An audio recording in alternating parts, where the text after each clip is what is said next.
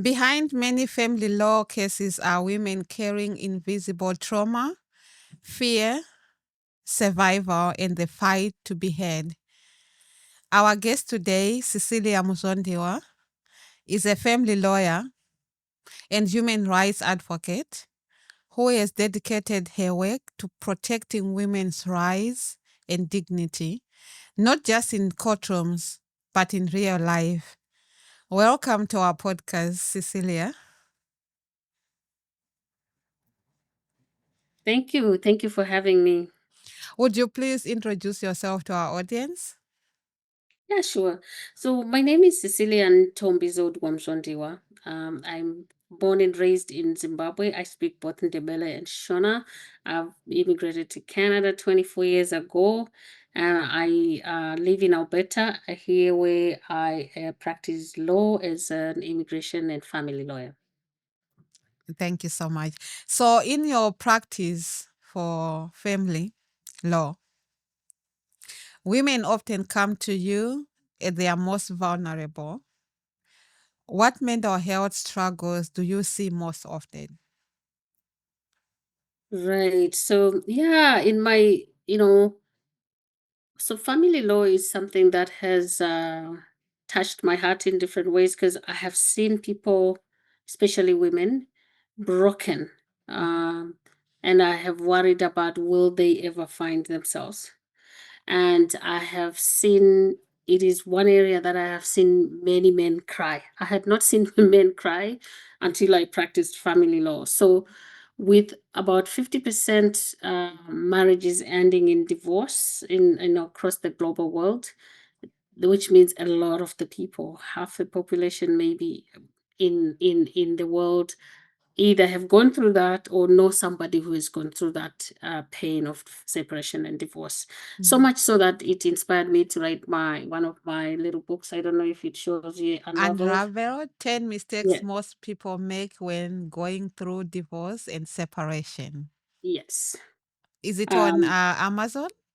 It's on about 5 platforms. I think it's on Amazon, on Barnes and Nobles, on Chatters, and other. Yes. So, and I made it as a small book so that at least when you're going through that, you don't need a big book to read. It's more like a guide that Yes. people can use. So yeah, it's I have the trauma, the pain, the emotional stress, everything else that goes with the divorce. I've seen a lot, and I've seen also a lot of women who, and some men, but women who have gone through a lot, and yeah. So all I can say is that there is a lot of the pain and trauma and emotional stress. Both men and women. Yes. Thank you. Many women entering family court are dealing with emotional abuse, control issues, or fear. How does that trauma show up during the legal proceedings? Yeah, so the trauma that most women go through is guilt, the feeling of guilt that they feel they've contributed something to the marriage breakdown, even when they know that, say, for example, a lot of women come and say the man has cheated, he has another woman or several other women, and then the guilt is like, what did I do to drive him to do that? Or shame, because we live in a society where marriage is kind of seen as a status. Yes. So when you lose that status of being married, people feel like there's shame or just failure, right? Mm-hmm. To say I failed, my marriage failed, and then a loss of identity, Mm-hmm. right? That Mm-hmm. I Mm-hmm. was Mrs. Mzondiwa, if you were, and then now I'm just Zodwa. It means like I have lost something, a sense of loss, a sense of grief. A lot that goes with it is for many couples with children, it's the impact that is on the children, because a lot of it is adversarial, right? Where people are fighting. Many times, people are, because they're going through pain, either one person wanted out one while the other still wanted the relationship, or what they just discovered and it's still painful in them, or they've been abused for many years and then now they can no longer take on the abuse. So a lot that is going on during that process for women. Mm. Talking about women and their rights, you mentioned in the previous episode that the Zimbabwean film called Neria influenced you to become a family lawyer. Culturally speaking, also going back to what you said about cheating, in our culture, they used to say if a woman is caught cheating, she would be asked to pay the husband. They would say, I don't know how many cows or whatever form of punishment for payment if she's not sent back home to her parents. However, if it's a man who is cheating, they would say it's common for men. What's your take on that?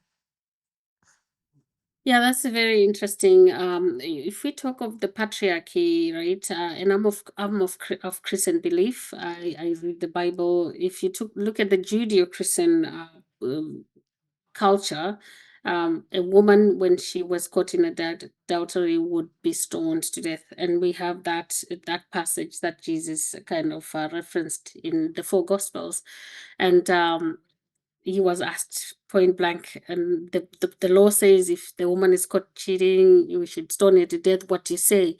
Mm-hmm. And Jesus' response has been very interesting there in terms of whoever hasn't, committed this Sinned. should Mm-hmm. Mm-hmm. just throw the first stone, and then they walked away. Mm-hmm. So in most of these patriarchal communities, women are always not treated as equals. And I was thinking of this as I'm preparing to go to the UN Summit on Women in March, where Beijing was 1988.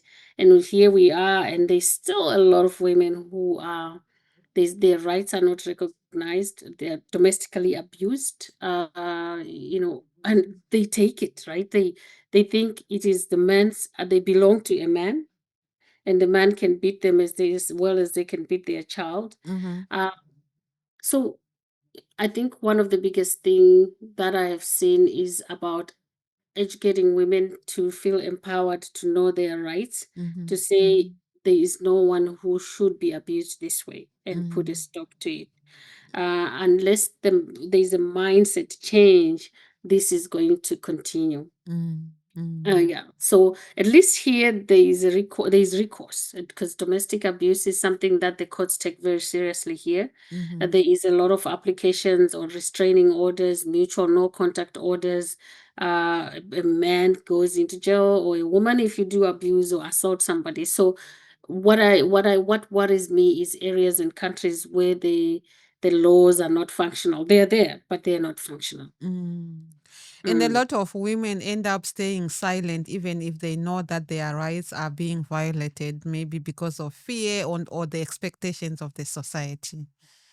Oh yes, the the society, and particularly because one of the challenges, I was talking to my followers on LinkedIn this morning, when I just put up, "What do you guys want me to take to the UN?" And one lady said, "Oh, we need to do away with patriarchy practices."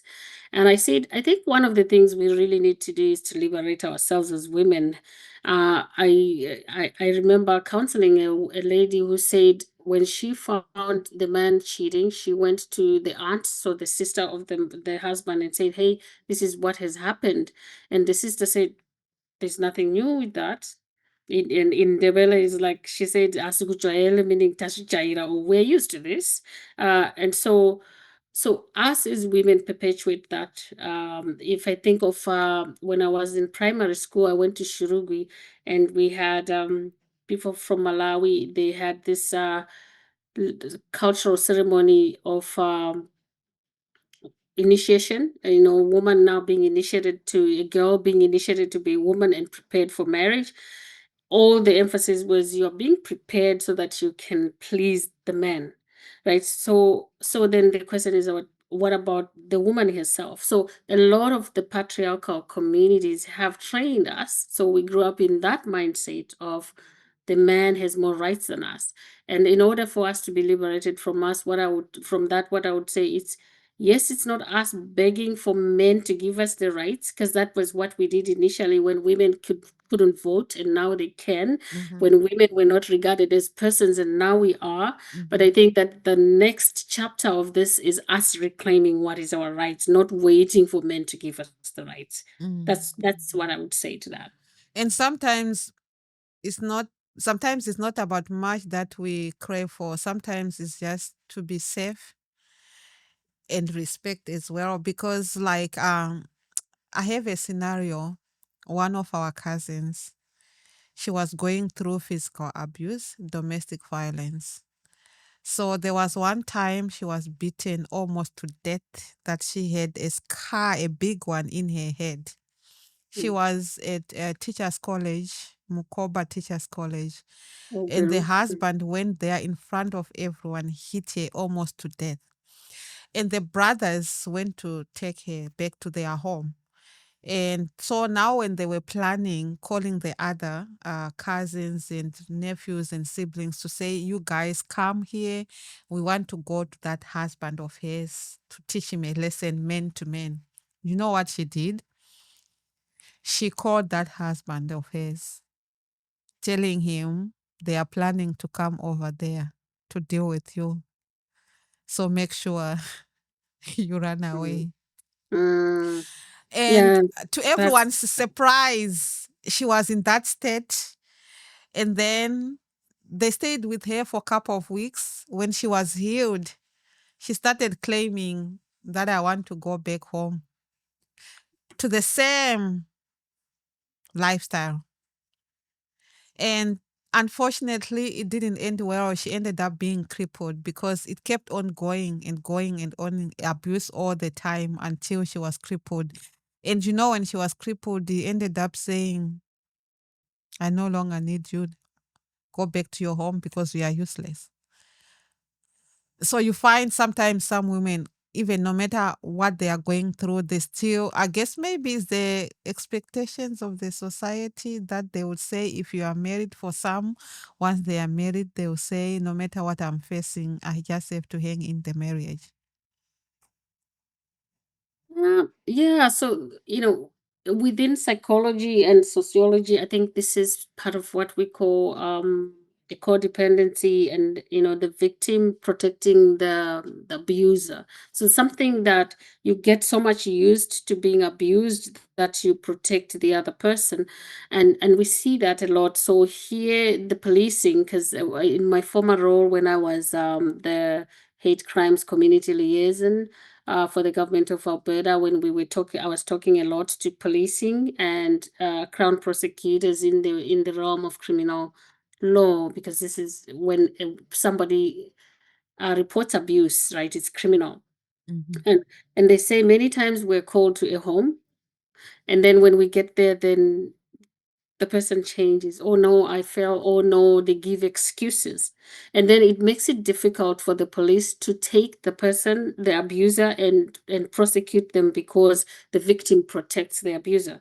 So it's something that is within the psychology of us being humans, that we will get used to that and then do. Like I said, I think I'll go back to what I said in terms of I think it's educating our girls early to Mhm. say this type of treatment is unacceptable and you cannot accept it. You need to report it.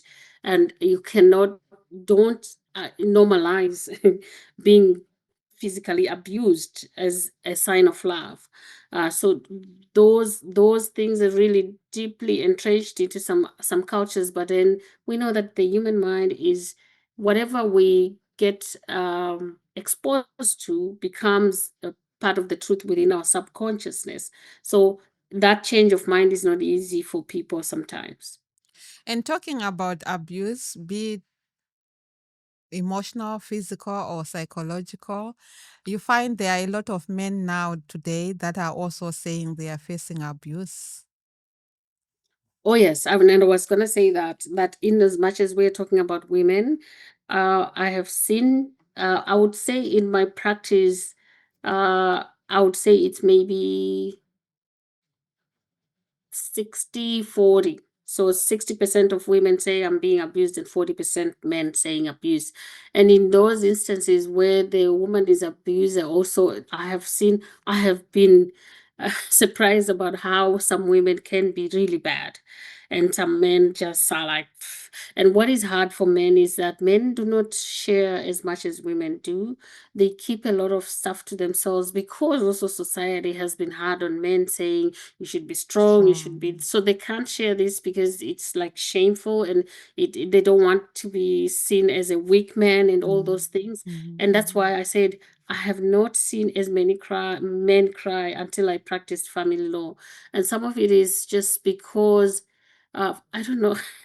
For some reason, the woman will talk to the friends, the woman would plan this, and then the men are served with the divorce papers, and the man is surprised. But the woman said, "But I've been telling you that this thing is not working all along." Oh, I thought it was resolved. Oh, I thought, because for some reason, the approach for many men, not all of them, of course, we're talking generalities here, Mm-hmm. is that things will be resolved or they will go away on their own without talking about it, and things don't go away, right? And Mm-hmm. so they get surprised, or they end up, some of the things that make men cry is that there are some women who intentionally get married to the man because the man has money, and they want divorce so that they can Mm-hmm. share 50-50. So if the man is a businessman and he has in his assets 5 million worth of money, then they are supposed to share it in half. He doesn't have 2.5 million cash to give to the woman. He That's has this right. dispose of some of his assets, and that's painful. And this is some of the ways I've seen men cry because they've been abused a lot by women that way. Some women just live Mm-hmm. like that way too. They just go from one man to the other. They don't want to work. So a lot of different things in terms of what I've seen in family law and in terms of the stress and mental health on both men and women. Mm-hmm. And on women, I think it's more when they're tied to the children. Mm. That has brought a higher level, another level of stress and mental health issues when children are involved. So, how do you emotionally and legally support the men and women who are actually facing these human rights issues? So I think as lawyers, what the Law Society expects us to do is to refer people to the right resources. So while I'm a lawyer, I'm not a counselor, and I'm not a uh, the psychologist or these different things that people may do. There's a lot of, I would say, I give Canada kudos to. There is a lot of community resources that have been put in place. I was part of a program that we did to revamp family law. It's called Reimagine Family Law. We just launched a year ago, in that the intent of it is to reduce the adversarial approach to family law, reduce the impact on children, because the study showed that children who are coming from families that are divorcing, especially at a young age, the impact for these children did not do well in life. They became, they fell victim into this vicious cycle of being on the street, abusing drugs and all that. And so uh how we help is mostly send people to where they are supposed to go. But because I have a different background from most lawyers, I am able sometimes to say, I'm going to wear my coaching hat, or let's talk about this from a different perspective. Or sometimes if it's a woman, I say, let's talk woman to woman, let's put the law aside.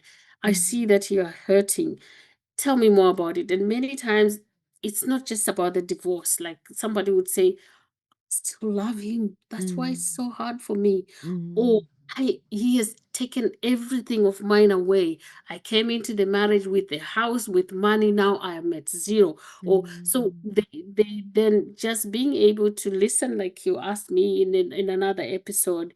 I think listening is one of the ways, because everybody wants to be heard. Mhm. Mhm. Everybody wants to be seen for where they are at, not where you want to put. Because and a lot of lawyers, the complaints I hear is that lawyers want to push you into the process of fighting, Mhm. prolong it, so they make the most money out of it. But Mhm. it's not about the money, it's about how do you help this person so that Mhm. they can come out not broken, but they can come out and pick themselves and still live a fulfilled life. So that's one of it's, it, like you say, I think it's most a lot of people practice law only for a short time, Mhm. family law, Mhm. and leave it because it's hard to kind of keep yourself not impacted by it. Yeah, because I think like as a human being, you feel emotionally derailed as well, especially when it comes to divorces and families be dismantled, and sometimes some would want to blame it on you as if it's your fault, but it's a system actually with the legal system that actually does that.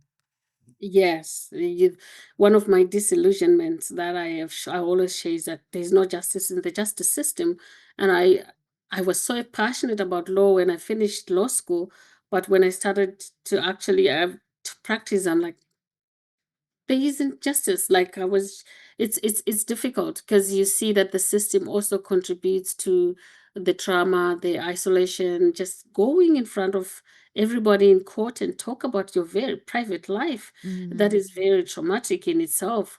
And having people question you and talk, and you make you write your story about what happened. Like I would say, um I used to be very shy about things before I started practicing law, and I would want to hide under the table when people talk about what happened in bed, sex life. And now I just sit there because I have heard it all. I just like I'm like, wow, okay, people You just talk hear a about lot. it. Yeah.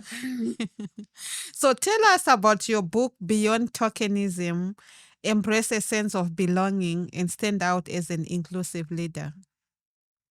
Yeah, I love this book because this is my first book. So it was my COVID project, and it was inspired by what happened in the United States in Minneapolis when George Floyd was killed by the police. There, a knee on the neck, and then on the heels of that, we had here in Canada 215 unmarked children that were buried in a mass grave in Kamloops, BC, at a residential school. And that experience, those two things just triggered my own trauma of having moved from Africa to Canada, all the racism I had encountered, the microaggressions that I continue to know. People like, is that your real hair? Mm. Where is your accent from? Where are you really When did you from? start learning or talking English? Oh yeah, when did you learn your English is really good. Oh, I don't understand what you're saying. I don't understand you when you talk. Mhm. So lots of these things, because I wanted so much to get my papers, settle down, and find myself. I never knew how to fight them and all that. And then so when I saw the George Floyd video, I just cried and cried and cried until I asked myself, am I just crying for this man I don't know or something else? Then Mhm. I realized that I had all this unresolved trauma and experience and Yes. Mhm. anger within myself. Mhm. And then Mhm. I said, what am I going to do with that? And so this is what inspired me to write the book. And in the book, I do share some of my experiences. And the reason why it's an award-winning book is because it it actually talks about real life experiences of people, of humans. And I do talk about those things at as human beings, we focus on the surface differences, yet when we think about it, we are the same. I've not seen a human being without red and white blood cells. I've not seen a human being who doesn't want to be loved unless they're a psychopath or something has really gone wrong. And so I that's the message that I want this book to kind of people to take, to say, we have this one space, the planet Earth, to share, because we are one species.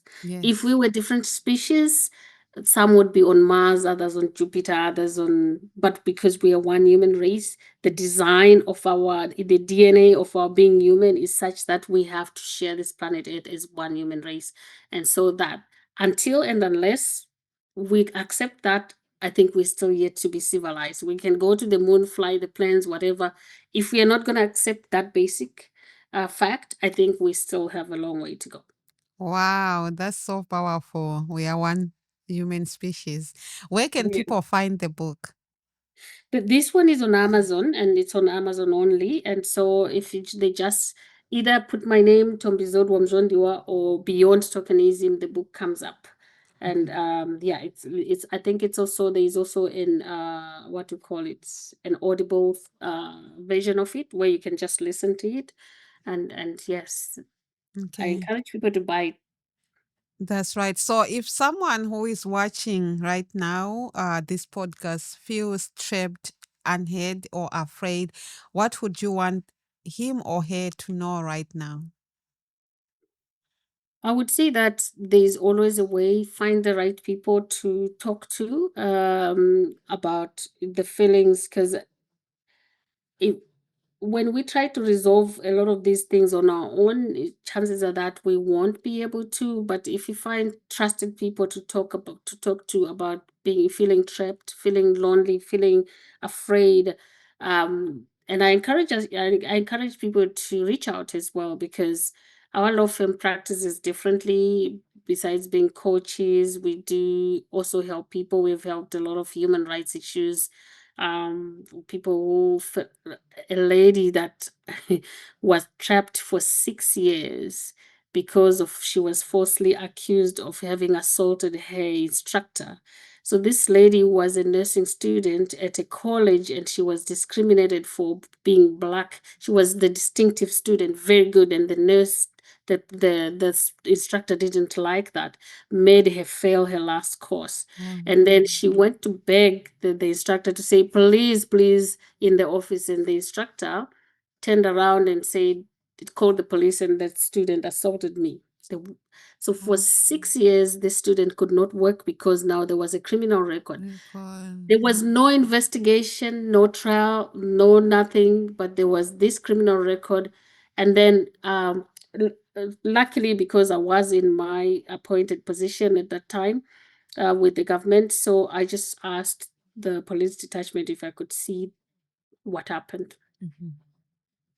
And within 2 days, that record was removed after 6 years of not being able Oh, to work. no. That's And really this person sad. cried and cried so much that it was so hard, yet it was so easy. But Especially when you know you are innocent. she was When you innocent. know you are a victim of injustice She was and you are victimized. weaker and powerless, it's Yes, really traumatizes you. very traumatic, because criminal justice, hear the other side, provide the other side with an opportunity to respond. Nothing was done. So these are some of the sad realities of, in as much as Canada is seen to be more welcoming. Sometimes I prefer the US racism because it's out there, overt and open.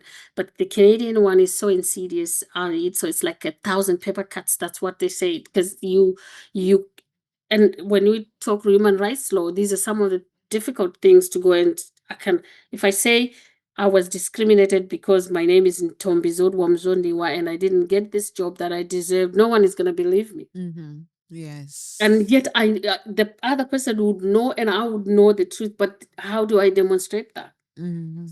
So those are some of the difficulties, and I'm not sharing this to scare people, but just to say there's realities like that. So that's why people need to speak out. That's right. What Mhm. changes would you wish the society and policymakers to change about the rights of human beings?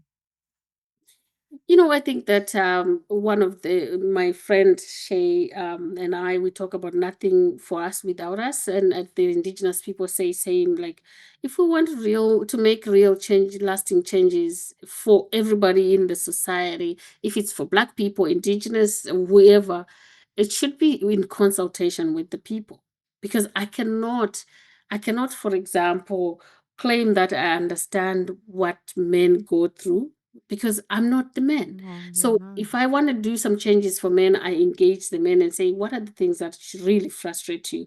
So I Mhm. think that our society, especially if I'm thinking about globally, if I'm thinking about the global world, is like, don't change things for Africans without Africans. If I'm thinking of here in Canada, you know, ask the different groups, how can we help you? Tell us. So do it with the people, not For the don't do people. it. Yeah, yeah. So I think that is the biggest thing with policy making. The other thing is that I think we need to have in a decision-making tables representation of who our community is. In our Canadian community of 38 million, let's have fair representation of different people so that we can actually make real changes. Thank you so much. Can you please tell our audience where to find you if they need some help? Yeah, sure. So, if you need some help in terms of immigration, family law, human rights, or employment law, these other areas, or just sometimes a direction in some of the things, you can find us at On Point Law Office. That's our website, and they will put that link in the below the podcast. And we can also, if you ask us something we do not deal with or we don't know, we will try and link you with the right resources, because we don't want to ill advise you and put you at more risk. So do reach out. At best, we can thus redirect you to somebody else if we don't know, but we will be able to in some way kind of help. Thank you so much, Cecilia Mzvondiwa. Women's rights and also men's rights are not just legal issues, they are mental health issues. And justice can also be a form of healing, as our guest speaker has already shared with us that human beings need to hear and to be known and to be respected as human species. Please follow her on One Point Core Office, the website, and also please look for her book, Beyond Tokenism, Embrace a Sense of Belonging and Stand Out as an Inclusive Leader. You can find it on amazon.ca. And we also want to thank our viewers. As we are talking here, the conversation about mental health, justice, and human dignity. Let us respect one another, knowing that we are all human beings, and also human rights is important, and also a right for everyone, regardless of race, color, or gender. Love one another. Share our podcast, like, and subscribe. You can also leave us a comment of what kind of topics you would like us to talk about. Thank you. Goodbye.